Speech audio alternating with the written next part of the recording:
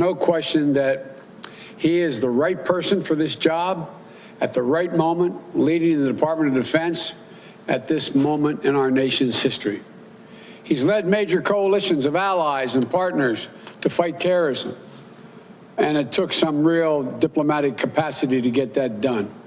He's overseen some of the most complex logistical efforts ever undertaken by the United States military, helped end a war, and literally bring tens of thousands of troops home safely. He's loved by the men and women of the armed forces, feared by our adversaries, known and respected by our allies, and he shares my deeply held belief in the values of America's alliances. And he is just as committed as I am to rebuilding and modernizing those alliances from the Asian Pacific to Europe and around the world. Through sheer determination and extraordinary skill, he's been breaking down barriers and blazing a trail forward in this nation for many years now, for more than 40 years. And he has a long way to go, and he's going to do it again. And so today, I'm honored to nominate former General Lloyd Austin as the 28th Secretary of Defense. I want to thank you, General. You're a friend, but I want to thank you, General Austin, for once more stepping forward to serve your nation. This is not a post he sought, but I sought him. And I want to thank you and your family for once again sharing you with our country. And thanks, Charlene.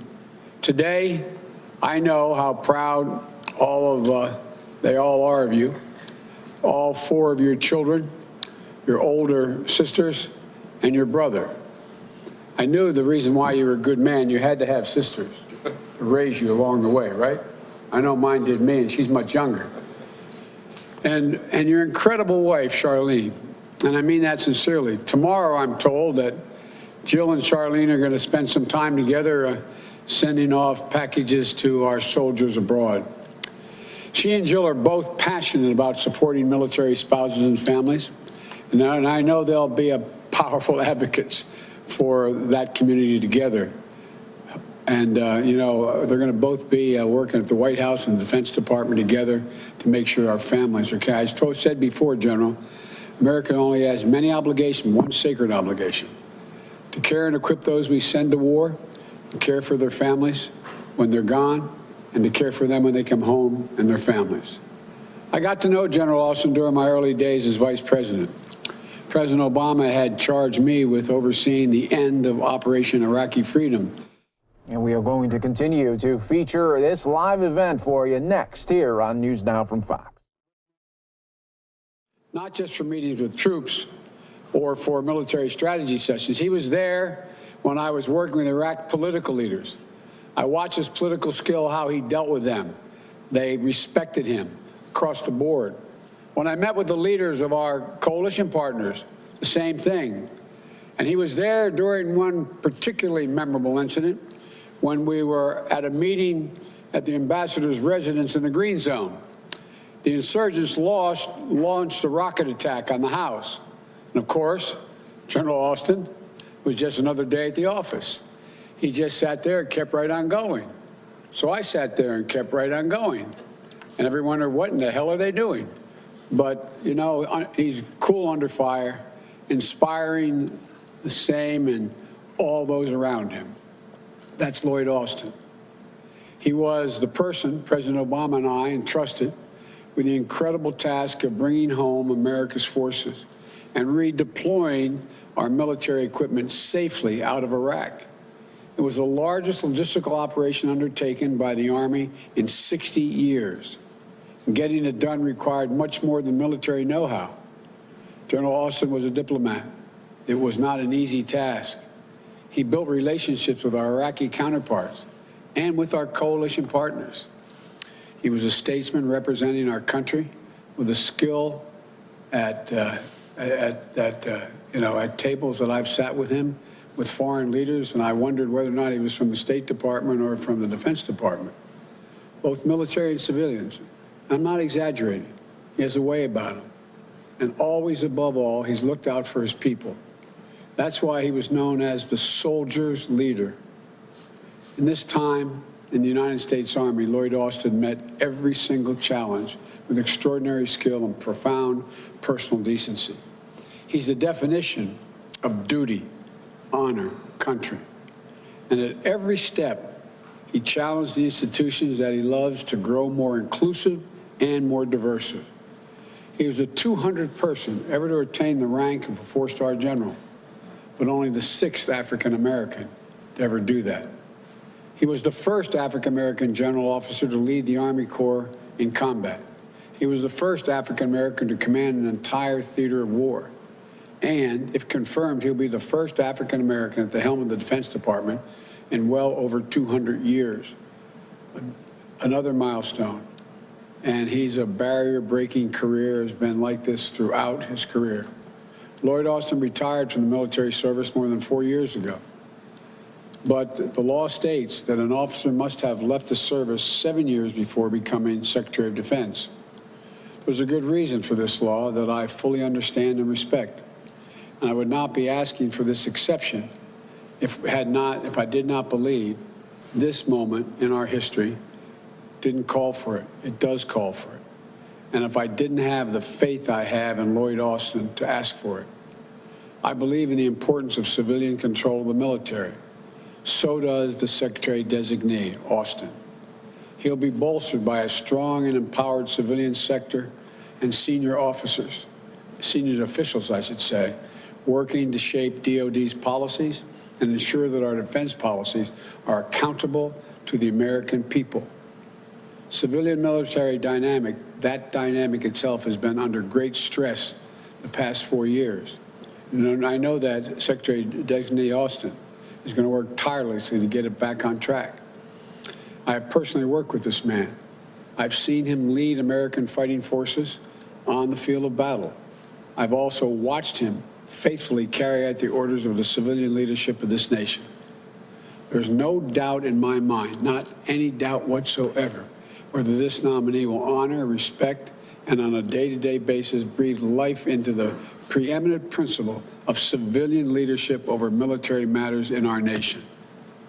I know this man. I know his respect for our Constitution. I know his respect for our system of government. So just as they did for Secretary Jim Mattis, I asked the Congress to grant a waiver for Secretary-designee Austin. His many strengths and his intimate knowledge of the Department of Defense and our government, I think are uniquely suited for the challenges we face now, the crisis we face now. He is the person we need at this moment, in my view. And given the urgent threat and challenges of our nation's forces, he should be confirmed swiftly. We need his experience in large-scale logistical operations to help support the swift and equitable distribution of COVID-19 vaccines. We need his experience building and managing relationships, engaging in diplomacy with our partners to help rebuild America's alliance and strengthen our shared security. And we need his firsthand knowledge of the immeasurable costs of war and the burden it places on our service members and their families to help bring to an end the forever wars and ensure that the use of force is the last tool in our toolbox, the last tool resorted to protect our national security, not the first. We need his deep understanding of the Pentagon to help reform the Defense Department. We need his personal experience helping inform our efforts to ensure that our armed forces reflect the full strength and diversity of our nation, that Black, Latino, Asian American, Native American, women, men, LGBT service members are treated with dignity and respect. You know, at a time when more than 40% of our more than 40% of our active duty forces are people of color. It's long past time that the department's leadership reflects that diversity. And we need his in-depth understanding of what it takes to deter threats wherever they arise and to defend the American people, our vital interest, and our allies from harm, just as he did when he was designated to lead the strategy and together with a dozen of partner nations to ultimately crush ISIS. And if you don't think that required some diplomatic skill, putting that group together, then you don't understand what was going on. He did a heck of a job. Threats we face today are not the same as those we faced 10 years ago or even 5 years ago. We must prepare to meet the challenges for the future, not just keeping fighting wars of the past. We must build a foreign policy that leads with diplomacy, revitalizes the State Department, revitalizes our alliances, putting American leadership back at the table and rallying the world to meet global threats of our security. From pandemics to climate change, from nuclear proliferation to the refugee crises. As part of our diverse national security leadership team, Lloyd Austin knows how to do this work. Before I turn the podium over to the Secretary-designee, Austin, I want to end on a note of personal privilege. As a leader, General Austin has always followed the advice given him by his first platoon sergeant. As my son, Bo Biden, was a major in the military, I said, now you're a field-grade officer, Dad. He said, I don't have any illusions, Dad. He said, I know who runs the United States Army, platoon sergeants. And here's what his platoon sergeant told him. Quote, if you focus on your people, take care of them, get out in front and lead them, they'll refuse to let you fail, end of quote. That's why he's inspired so many young people who work for him and give their very best to live up to his example of leadership, including, for a time, a young lawyer serving a year in Iraq as a captain with his Delaware National Guard unit. My son, Bo Biden. I know how proud Bo was to serve on the General Austin's staff. And I know that under your leadership, General, the Department of Defense will advance the security of the American people in ways that always, always, always honor our highest values and ideals.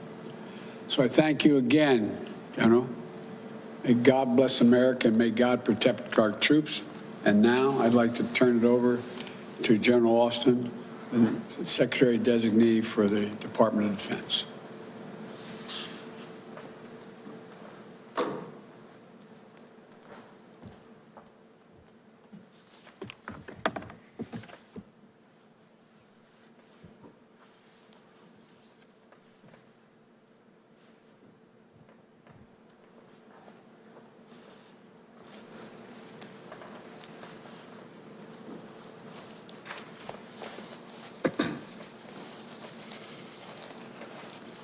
Mr. President-elect and Madam Vice President-elect Harris, thank you for your trust and your confidence and for the opportunity to serve as a 28th Secretary of Defense.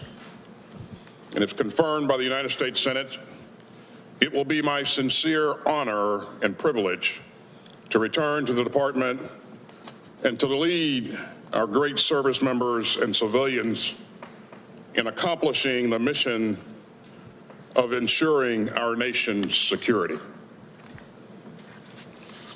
You know, back in 1877, a young man from the small town of Thomasville, Georgia, Henry Ossian Flipper, became the first African American to graduate from the United States Military Academy at West Point. And after his commissioning, he was assigned to one of the Army's all-black regiments. And he became the first non-white officer to lead the Buffalo Soldiers of the 10th Cavalry. And so fast forward to today, nearly 150 years later, another native son of Thomasville, Georgia, stands before you as the Secretary of Defense designate.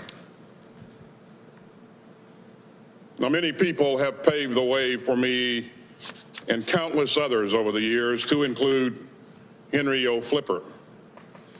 And I am supremely grateful to all of them for their courage, for their determination, and for the example that they set throughout. And they include the Tuskegee Airmen and the Montford Point Marines and many others. And throughout my career, I've also been incredibly fortunate to benefit from the support and the mentorship of exceptional leaders like General Colin Powell, and Admiral Mike Mullen, and General Johnny Wilson, and my old platoon sergeant, who you heard the President-elect just talk about. You know, I was a brand new second lieutenant, and Sergeant First Class Fox Ballard took me in and taught me the way of the world. So I owe him and many others a great deal. And as Sir Isaac Newton famously said, if I have seen a little further, it is by standing on the shoulders of giants. I've been very fortunate to have the love and support of my family as well. My mother and father, who was a postal worker who, along with a number of my uncles and other relatives, spent time in the military, and that inspired my own desire to serve. I've also enjoyed the strong support of my brother and four older sisters. And most importantly, my bride, Charlene, who I've been truly lucky to have by my side all these years. And I am so grateful for her enduring love and for her support. You know, I spent much of my military career tackling tough issues and formidable adversaries in challenging parts of the world. And President-elect Biden, as you mentioned, we've worked closely together on some tough issues. And we've gotten to know each other under some intense and high-pressure situations. And, sir, you can expect that as Secretary of Defense that I will give you the same direct and unvarnished counsel that I did back then. I understand the important role of the Department of Defense and the role that it plays in maintaining stability and deterring aggression and defending and supporting critical alliances around the world, including in the Asia Pacific, in Europe, and around the world. And I fervently believe that, as you've said before, sir, that America is strongest when it works with its allies. And over the years, I've worked hand in hand with our diplomatic colleagues and partners around the globe and witnessed firsthand what we're able to accomplish together. And so, if confirmed, I look forward to resuming this important work. My career has taught me something else equally fundamental to who we are as a nation. When I concluded my military service 4 years ago, I hung up my uniform for the last time and went from being General Lloyd Austin to Lloyd Austin. It is an important distinction and one that I make with utmost seriousness and sincerity. And so I come to this role, this new role, as a civilian leader, with military experience to be sure, but also with a deep appreciation and reverence for the prevailing wisdom of civilian control of our military. I recognize that being a member of the President's cabinet requires a different perspective and unique responsibilities from a career in uniform. And I intend to keep this at the forefront of my mind. And I look forward to surrounding myself with experienced, capable civilian appointees and career civil servants who will enable healthy civil-military relations grounded in meaningful civilian oversight. As Secretary of Defense, my priority will always be the men and women, military and civilian, who make up the department and their families. And I've seen what they're capable of. Great Americans like your son, sir, Bo, and also our future First Lady, Dr. Biden, in her tireless work for military families. As the president-elect said, Bo was one of the military lawyers on my staff in Iraq. And we stayed in touch and saw each other a few times after he returned home. And as you too can attest, Madam Vice President-elect, Bo was a very special person and a true patriot, and a good friend to all who knew him. Over the past 4 decades, I've witnessed our service members and civilians' selflessness and patriotism and the extraordinary lengths that they will go to in support of the mission and in support of one another. And I could not be more proud of them and their families. And if confirmed, it will be the honor of my lifetime to lead them again with honor and integrity. Thank you again, Mr. President-elect and Madam Vice President-elect, for this opportunity and for your trust and confidence in me. May God bless and keep safe all those currently serving in harm's way, and may God continue to bless the United States of America. Thank you.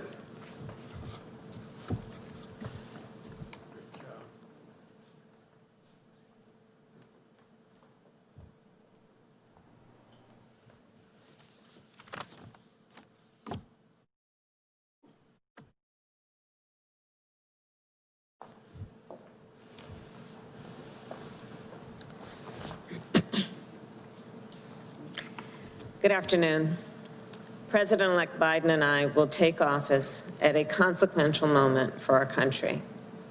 Even as we work to contain this pandemic and responsibly open our economy, we also need to lead the Defense Department into the future, rebuild and renew global alliances and partnerships, and make sure the United States is prepared to address new threats and new challenges, from cyber to climate. The fundamental responsibility of our administration, and any administration, is keeping the American people safe and secure. My whole career has been about keeping Americans safe. In the United States Senate, I have served on the Homeland Security and Intelligence Committees. I've traveled to Iraq and Afghanistan and the Middle East, where I've seen the extraordinary training, commitment, and heroism of our service members, and proudly represented California, the state with the largest number of active duty military and veterans in our country. And I am absolutely confident that General Lloyd Austin is the right person to lead the Department of Defense at this critical moment. We need a proven leader to help address this pandemic, someone with the experience to help make sure safe and effective vaccines are distributed equitably to all. A leader who will honor the service and sacrifice of those who wear the uniform of the United States, provide for their well-being, and make sure they and their families are treated with the dignity and respect they have earned. And a leader who recognizes that our service members represent America around the world and must uphold our nation's highest values and ideals.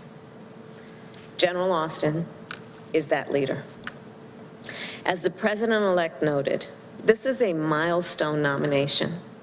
A seasoned, highly decorated, and trailblazing commander, General Austin reflects the very best of our nation. And President-elect Biden and I will work closely with him and our entire team of national security and foreign policy leaders to make sure the United States of America is safer and more secure than ever before. You know, throughout America's history, the United States military has been a home for generations of young men and women dedicated to serving our country. And General Austin is among them. With this nomination, he will continue his service, strengthening not only America's national security, but our role as a partner to allies around the world. And we couldn't be more proud. Thank you.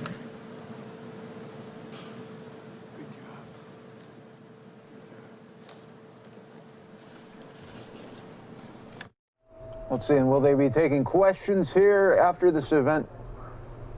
Okay, does not look like it. Welcome everyone here to News Now from Fox as we continue to always bring you the very latest here. Let's take a quick 2-minute break for some of you right here.